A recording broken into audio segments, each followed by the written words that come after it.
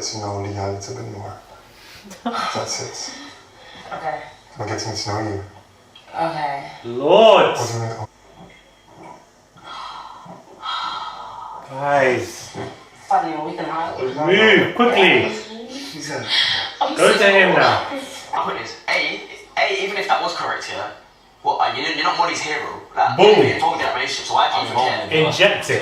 So what? Who made you spokesperson of the villa? Inject it! Molly and Zach, it's time for you to go on your first date. Please get ready to leave the villa.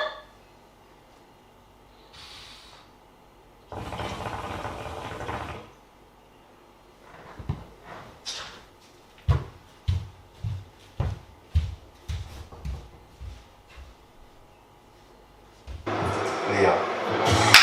Woo! Yes! Here we go. Here we go. Here we go.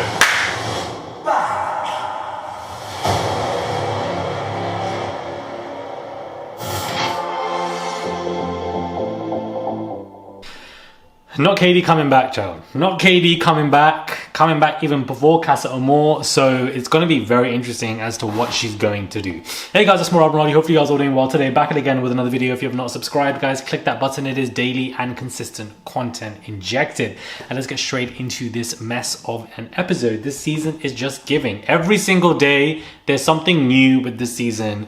New storylines every single damn day. There's so much for us to break down and get into. First and foremost, I'm glad that Tyrique put Mitch in his place, because I feel like Mitch is somebody who wants to keep delivering his opinions and being everybody's business, and it's so frustrating and annoying. Yes, you were there. Yes, everybody's entitled to an opinion, but nobody else is voicing it because it can be inappropriate and make other people feel weird.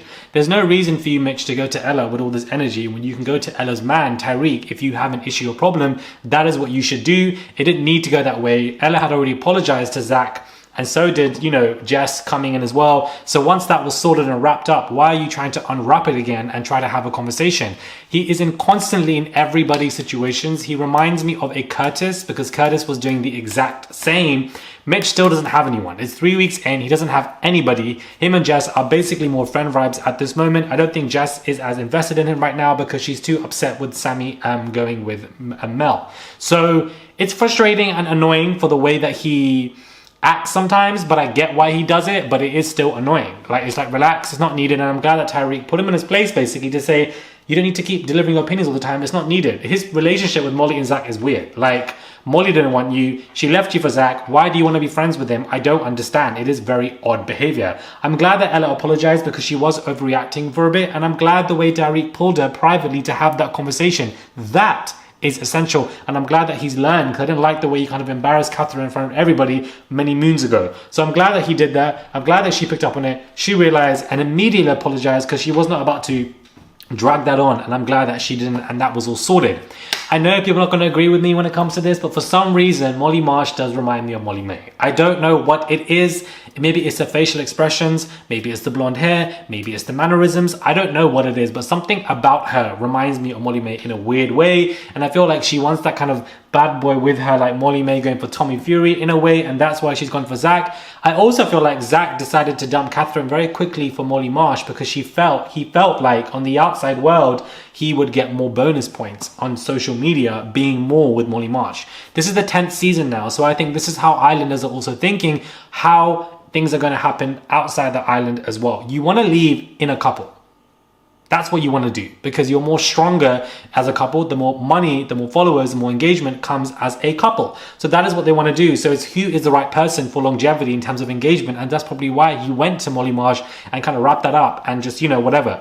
I'm glad that he was open and honest in the challenge about being, cheating and whatever. And everybody had the reactions. Again, this is like the 4th or 5th challenge in a row that is being done correctly. Anything that lingers with drama should be done properly. And I'm glad that that has happened.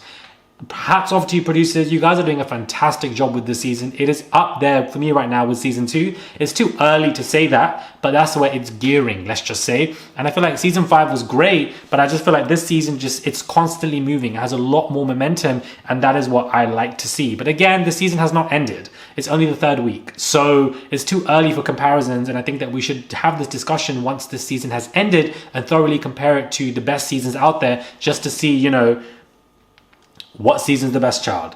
Whitney and Mehdi, I don't know what Mehdi is doing.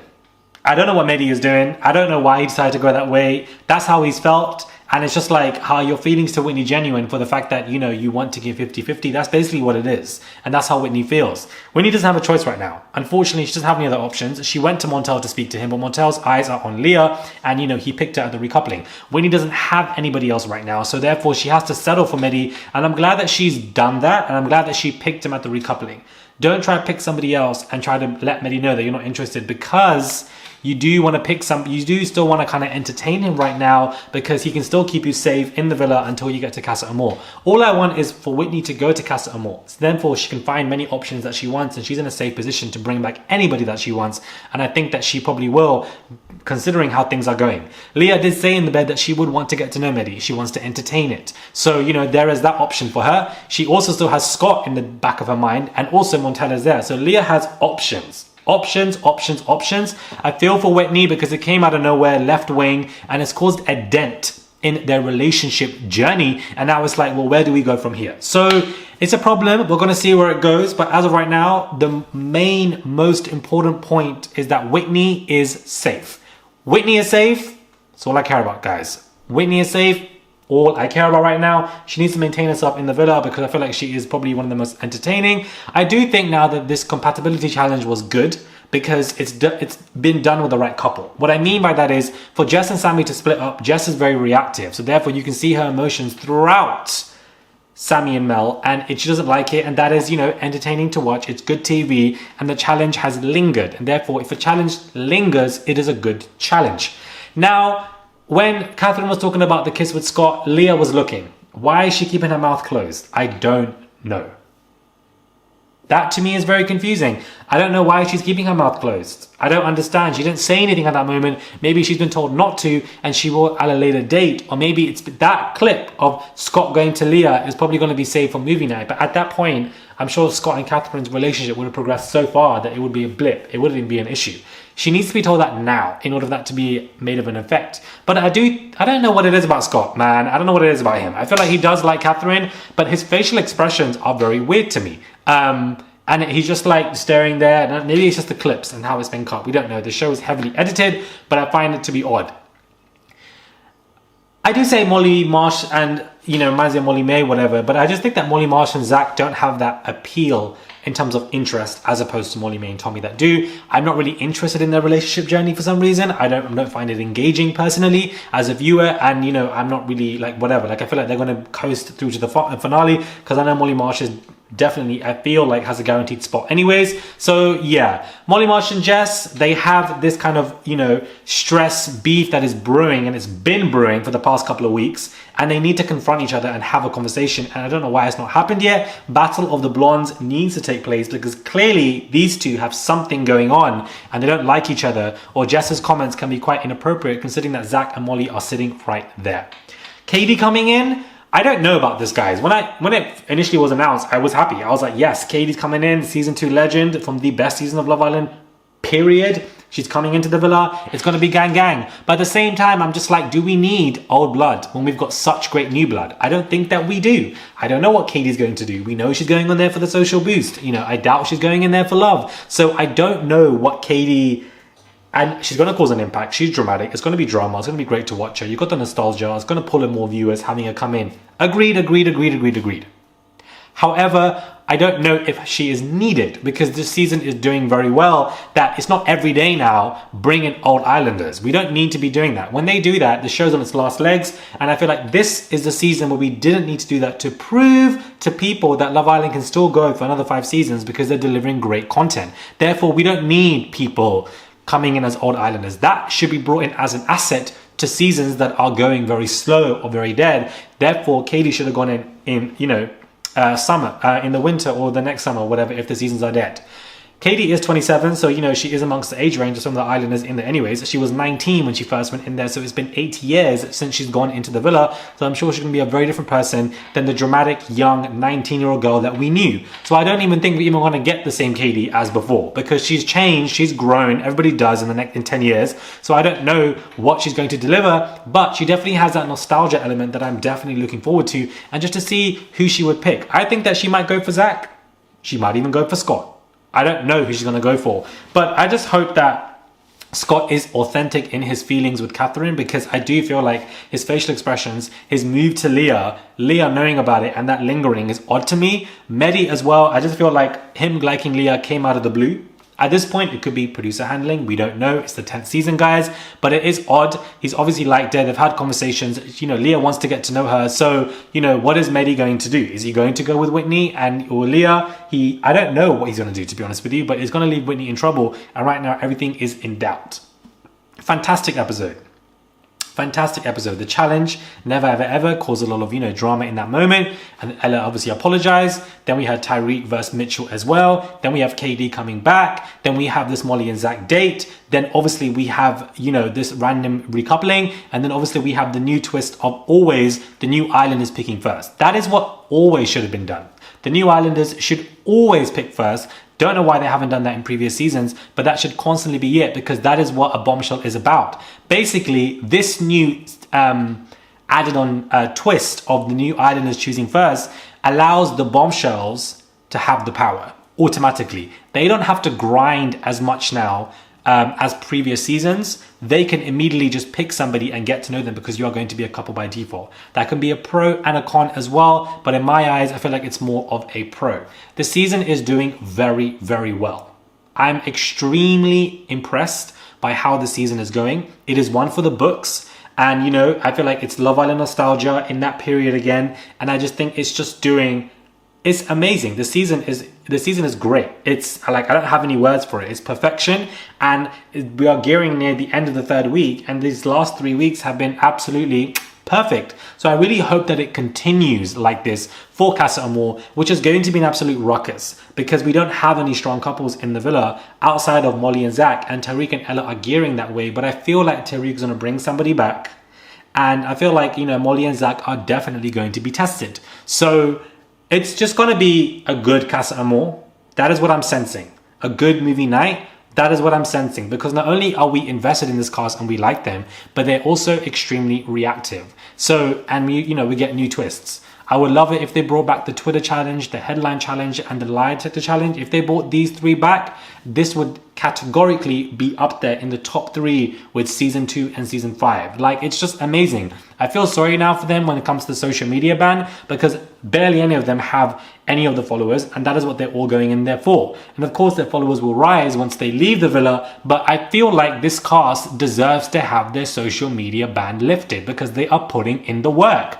And if they're putting in the work for our entertainment, doing what they need to do with such great interweaving constant storylines, they deserve the followers, child. Give them all the followers, give them everything, lift the ban, because I feel like they deserve it. They are working. They said, we're going to give you a season. We're going to work. Do you understand? They're basically saying season 9 who? Season 9 what? The season 9 Islanders probably feel irritated as hell right now watching a season that everybody is enjoying and watching and laughing about it, as opposed to their season. Because I've spoken to quite a few season 9 Islanders off camera, post interviewing them, and they've all said to me, like, listen, like, we know our season was clapped. They all know that. So that obviously is just going to be icing on the cake for them, seeing a season which is doing really, really well. Whether you agree or disagree with whatever's going on with Mehdi and Whitney, it is getting the people talking. So, you know, that is a hot topic. Everybody's doing reviews. I'm seeing so many people review Love Island now, everywhere on TikTok and all over YouTube now as well. I'm seeing friends do up debates. I'm seeing my other friends doing up stories. Maybe their WhatsApp group chats are back alive. Like, I feel like we're in a good area of Love Island. Although majority of my friends are not watching the show, unfortunately, because of just overconsumption. It has that flair that is great. So just hats off to the producers, guys. I just really want to say that this is a fantastic season. It's doing really, really well. And now I want to see what Kady's going to do tomorrow. She's going to come in, see the boys, and perhaps pick somebody. So we're just going to see what happens. I don't know if her coming in is a dent, is a critique, because Adam Collard did absolutely nothing in the season. So I don't know, because I don't think that we needed it. Maybe you guys agree or disagree. Comment down on Scott and Catherine. What are your opinions on them? Comment down on Whitney and Mehdi. What are your opinions on them? What are your opinions on Leah not telling Catherine yet about that as well? What are your opinions on Tyrique and Mitch beefing? Your opinions on Ella and Jess and where they're doing the most? Your opinions on this recoupling, and your opinions on Kady. Comment down below, guys. Let's keep a whole party in the comments, because I like to read your comments and what you guys are saying, because I'm genuinely intrigued, because there's so many opinions for us to break down and discuss. Subscribe to the channel, guys. Click that button, and I'll catch you guys soon for another review. Sorry, guys. I'm just back because I just wanted to add an extra point to this. It came to my mind as I was editing, but when Mehdi was speaking to Leah, he did say to her, "I like you because you speak well." What does that imply? What does that imply? It implies that obviously Whitney does not speak well. It's like these little mew things that they're doing. It's very weird. It's just very odd to me. I feel like it is another, micro, in my opinion, macro at this point, to be honest with you. But, it's just like, if Whitney had that, she wouldn't appreciate that. Why would she want to be with somebody who believes that, she doesn't speak well, or, that she would jump to conclusions that she makes somebody cry, or that if she giggles, she is seen to be disrespectful. It's very odd. I do wonder if he will approach Leah in the same way with how he's dealt with approaching Whitney. Let's just keep an eye on that, because I know that Mehdi and Leah might, if they progress, then we'll see, because it was very odd.